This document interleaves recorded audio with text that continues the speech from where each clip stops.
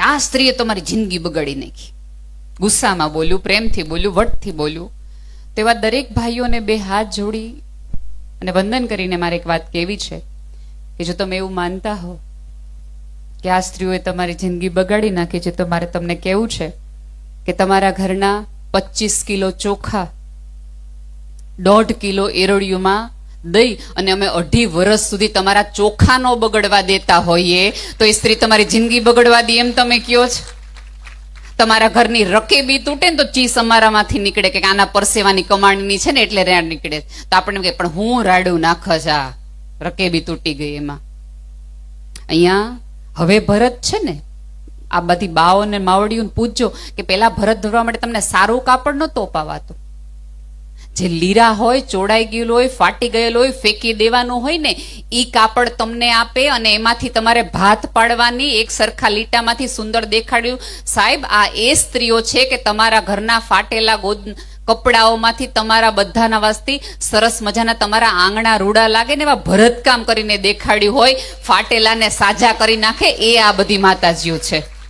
અને સાવ સાદી વાત છે સાહેબ, મેં તો અનેકો નેકવાર સ્ટેજ ઉપરથી કીધું છે અને જવાબદારી સાથે કહું છું, જે દિવસે તમારી ઉમરાવાળી રાજી ને તે દી તમારી ડુંગરાવાળી રાજી. બાકી ભૂલી જાઓ, ભૂલી જાઓ.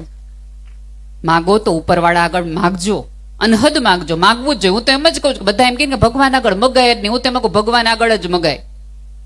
2 હાથ વાળા આગળ માગ્યું છે ને તો 10 જણને કહે, 1000 હાથ વાળા આગળ માગો ને તો કોઈ દી કોઈને કહેવા નહીં આવે કાણે મારી આગળ માગ્યું તું. માગો જ, જે જોતું હોય માગો, અઢળક માગો. કારણ કે તમારી આગળ હશે તો તમે આવી કથાઓ કરી શકશો, મંડપો કરી શકો, બેન દીકરીઓને સાચવી શકશો. પણ સાથે સાથે ભગવાનને એટલું માગો કે ભગવાન એટલું દે કે હું જગત આખાના ટાણા સાચવી શકું. બેન દીકરી મારા ઘરેથી આવે તો હસતી હસતી પાસી જાય અને મારા ઘરની પુત્ર વધુ હસતી હસતી રસોડામાં જાય. હસતી હસતી સ્ત્રી રસોડામાં ક્યારે જાય કે તમે એને સાચવતા હોય ને તો. બાકી તમે ચાનું મૂકવાનું કહો ને તેમ થાય કે આ ચા ને તો એવી બાળી દેવીશ ને કે આ માગે નહીં બીજી વાર ચા. હસતી હસતી ક્યારે જાય પુત્ર વધુ? કે તમે એવું સન્માન આપ્યું હોય ત્યારે.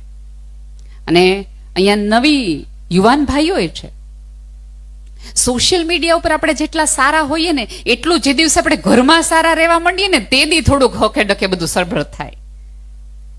તમે જુઓ ત્યાં કોઈક સરસ મજાની બેન છે, એક ગમે એવી, હા એ બેનને આપણે કોઈ દિવસ મળ્યા ન હોય. અને બીજું કે તમે જેને સરલા કહો છો ને એ એકચ્યુઅલી સુરેશ છે એવું ઝુકરબર્ગે કહે છે. એટલા ફેક આઈડી સોશિયલ મીડિયા ઉપર છે.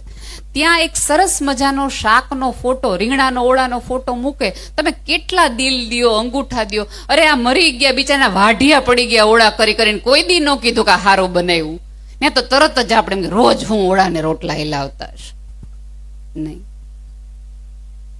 એક બહુ ખોટી ગેરસમજણ આપણા બધાના મગજમાં એવી રહી ગઈ છે કે ઘરના હોય ને થેન્ક યુ નહીં કહેવાનું. ઘરનાને કોઈ માફી માંગવાની રીત પારકા રહ્યો, એની માફી હોય, પોતાના થોડી માફી હોય નહીં. સૌથી વધુ તમારી બાજુમાં ને પડખે રહેનાર વ્યક્તિ છે એને જરૂર છે તમારા થેન્ક યુ ને સોરી. અને સૌથી કહું, આ બધી માં છે ને, માં એ પેઢીએ તો આભાર સાંભળ્યો જ નથી અને જગતનો અબજસ જ લીધો છે. અત્યારે આમાંના કોક બાને બેસીને પગે લાગીને તમારામાંનો કોઈક દીકરો કે કોઈક પુરુષ એવું કહે ને કે તમે હતા તો અમે અહીંયા ટકી રહ્યા ને અમે ઉજળા થઈ ગયા. સાહેબ એ સ્ત્રીનો ઘસારો ને એનો ગોઠણનો દુખાવો હોય છે. ખારું થયું કે આ ઘર માટે મેં ઘસારો લીધો. એને કદર તો છે, કદર તો છે, પણ એ કદર આપવા માટે અહીંયા બેઠેલી બહેનોએ શરૂઆત કરવી પડશે.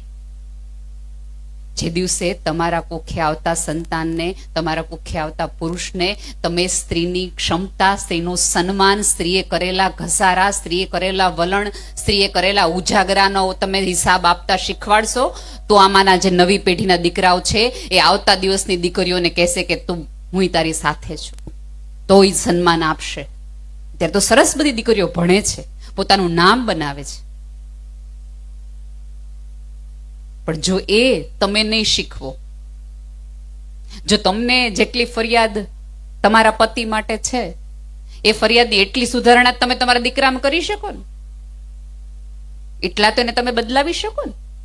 કે ભાઈ મને એવું છે કે ભાઈ મારા વર છે એને વખાણ કરતા આવડવા જોઈએ, તો તમે સાથે સાથે તમારા દીકરાને અત્યારથી શીખવાડો કે જો કોક સ્ત્રી 45 ડિગ્રીની અંદર તમને ગરમ ગરમ રોટલી કે રોટલો ખવડાવતી હોય તો એક વખત એ સ્ત્રીને પૂછવું જોઈએ તે જમ્યું.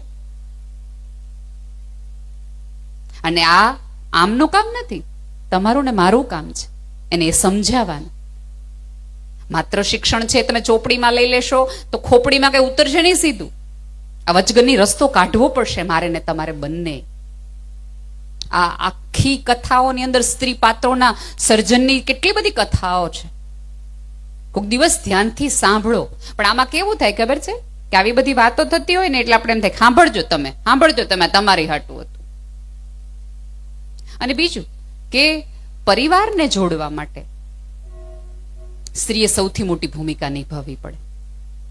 કારણ કે મેં જેમ કીધું એમ કે ફાટેલા કપડાઓમાંથી સરસ મજાની રચનાઓ કરીને, સરસ મજાના ભરત ગૂંથણ કરીને તમે સરસ મજાનો ચાકડો બનાવી શકો, પણ એ ચાકડો બનાવતી વખતે એ સોયના ટેભા ઉપર તમારા ટસિયા ફૂટી જાય તો એ તમારે જ પી જવા પડે.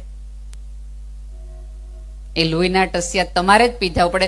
તમારું લોહી તમે પીધા કરો ને બાળ્યા કરો ને તો પરિવાર ભેગા ને જોડાયેલા રહે, અને તો તમારા ચાકડા રૂડા લાગે. એના વગર શક્ય નથી. પણ આપણે તો કેવું કે વખાણ કરવાના હોય ને તો દરેક વ્યક્તિ બાજુની મામા દીકરાની વહુ એટલી ડાય, અને એ કોના વખાણ, એ વખાણ કોની સામે કરો? તમારા દીકરાની વહુ સામે કરો. તમે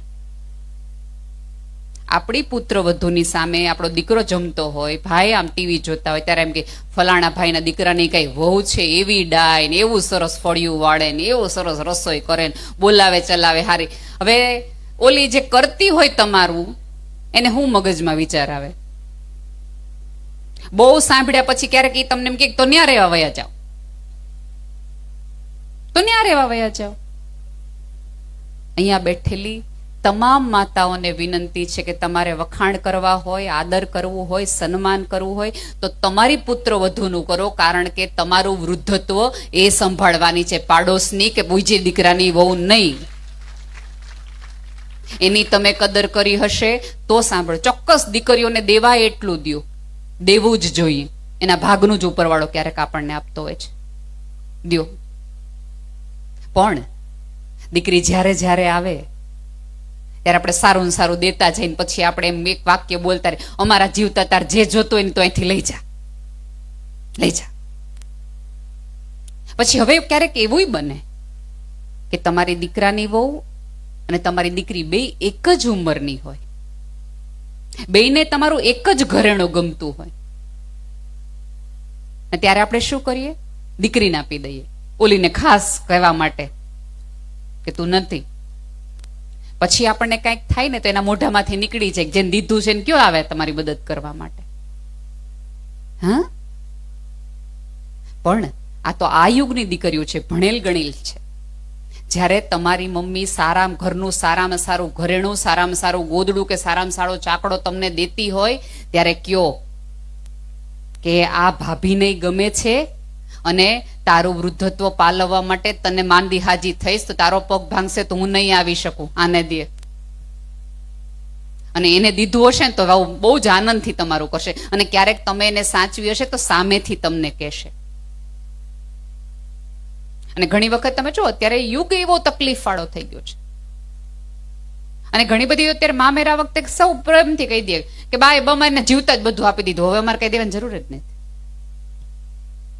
આવી નાની નાની વાતોથી આટલા સારા પરિવાર, તમે વિચાર તો કરો, આખા ગામને આ 21મી સદીમાં 2025માં કોકને આવો વિચાર આવે કે આખું ગામ ભેગું થાય અને ભાગવતની કથા કરે. શું કામ? અત્યારે તો કેટલી બધી કથાઓ, કેટલું બધું વિચારતા થાય. ટીવીમાં આમ કરો ને ક્લિક કરો ને બધું આંગળે છે. તેમ છતાં આપણે ધર્મના આંગળીએ એટલે જઈએ છીએ કારણ કે ધર્મ આપણને બગડવા નથી દેતો. અમારે ભીખુદાનભાઈ બહુ જ સરસ વાત કરે કે પહેલાના જમાનામાં છે ને ઉમરા હતા, હજી કદાચ તમારા ગામમાં હશે ઉમરા. તમે દોડતા જાઓ ને તો તમને ઠેસ વાગે, અને ઠેસ વાગે એટલે તમને ઉમરો તમને રોકતો હોય, પૂછતો હોય, એમ તમને એમ પૂછે કે ઉતાવળમાં ક્યાં જાઓ છો? તમે સભાન થાવ, અને પાછળ બેઠેલો એકાજ અવાજ તમને ખમા કે તમને, કારણ કે તમને ઠેસ વાગી એટલે ખમા કહેતા અવાજના ખોરડાઓ જ્યાં સુધી તમારી પાસે છે ત્યાં સુધી જ તમે સુરક્ષિત છો. આ ઉમરાઓ ક્યાંક મને ને તમને હંમેશા પૂછે છે ક્યાં જાઓ છો, કોની સાથે જાઓ છો, સાચું બોલીને જાઓ છો કે નહીં, જેનું કહીને જાઓ છો, અને બીજું કે જેને ખમા કીધું છે એને આશા છે કે તમે વળતી વખતે સારી રીતે પાછા આવશો. ઉમરાનું આ મહત્વ છે. આ ભીખુદાનભાઈની કીધેલી વાત છે.